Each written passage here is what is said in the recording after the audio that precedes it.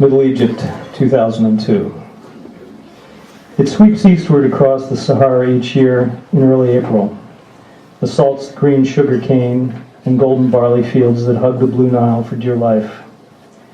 It sandblasts the nut-brown farmers hitching ancient handheld plows to the wooden yokes of their black oxen. It rattles the saber-edged fronds of yellow date palms as blood-red solar discs rise above the white limestone cliffs on the river's eastern bank. It filters the dawn through amber gauze as we push south into the ochre village of Bani Suef.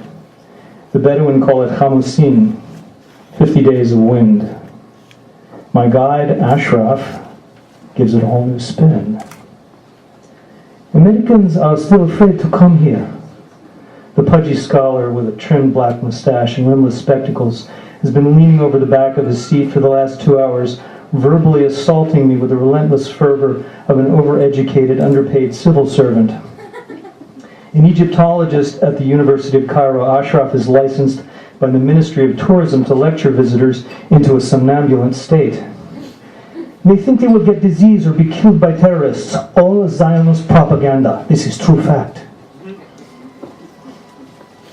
I'm biting my tongue because I've heard the same tired litany echoing through the Arab streets from Medina to Cairo, unsubstantiated rumors metastasizing into true fact, legitimized by the bias that passes for journalism in Al-Aram, an English edition newspaper that insists on labeling as freedom fighters Palestinian children who blow themselves up on cramped Israeli commuter buses.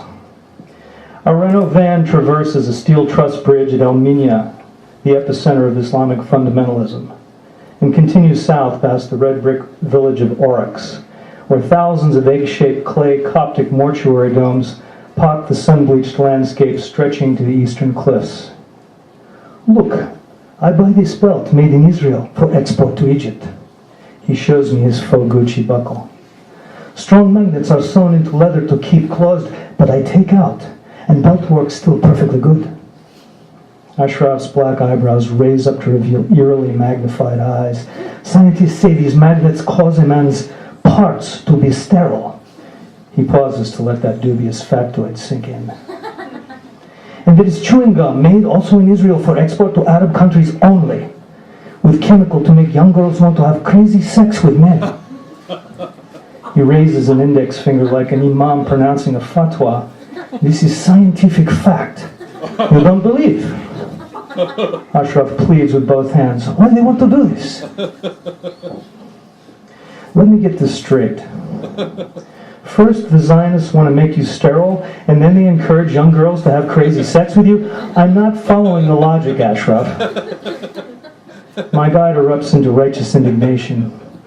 If ever I catch my sister having crazy sex with man she's not married, I don't know, maybe I am so mad I kill her. Ashraf looks away, disgusted by his sister's hypothetical concupiscence. I'm distracted now by the blue Toyota pickup that has just swung in front of our vehicle, carrying 2 young soldiers in black berets and fatigues, banana clip assault rifles slung over their shoulders. Instead of watching us, the soldiers in the pickup are joking about something, acting exactly like the teenagers they are. You sound paranoid about Jews, Ashraf. Because Zionists want to destroy Arabs. And Arabs want to destroy them. So where does this stop? When Zionists give back the land they stole from us. Ashraf's indignant face blends into his red button-down shirt as his mustache contorts in agitation. Why does America attack Iraq when they invade Kuwait, but they say nothing to Israel when they occupy Palestine? Ashraf slaps the top of his seat for emphasis.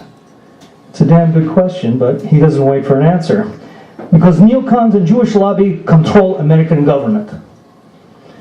One of the boys aboard the Toyota, barely able to grow fuzz on his upper lip, lays the Missile rifle across his lap, its barrel pointed directly at our windscreen. It worries me only because the road is potholed, but studying the probable trajectory, I calculate any accidental discharge of his weapon will kill Ashraf first.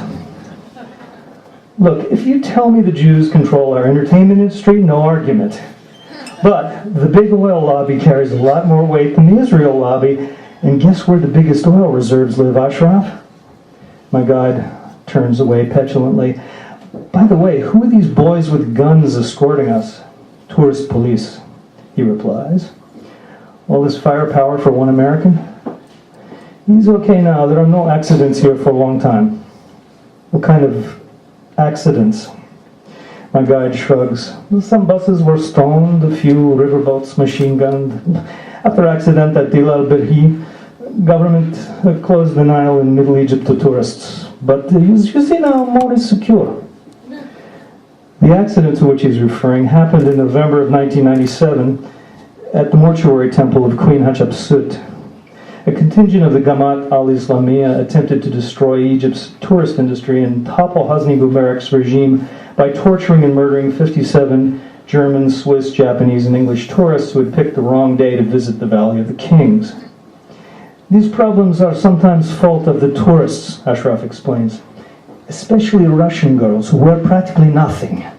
They let boyfriends kiss and touch them in public places. It offends people who do not want their daughters to see such behavior. So these concerned Muslim parents machine gun the tourists? He turns to look me in the eye. Good Muslims do not do this. I am speaking of extremists, Salafis, who eat stew with their hands like animals because they think it is sunnah. Anwar Sadat put them all in prison, but CIA and Mossad pressured Sadat to send them to Afghanistan and kill Russians instead. Before they go, they kill Sadat. It is the Americans and Zionists who created Al-Qaeda. Now you must live with Shaitan. An armored troop carrier with 8 boys sporting 7-barreled machine guns takes over jurisdiction of our dust-covered van on the outskirts of Bani Hassan. I nod to my pugnacious guide. Looks like we're all living with the devil now, brother. Surprisingly, he agrees and offers me a stick of his chewing gum in a gesture of grim solidarity. My fingers hesitate on the foil wrapper. Hey, Ashraf, you sure this isn't that crazy sex stuff?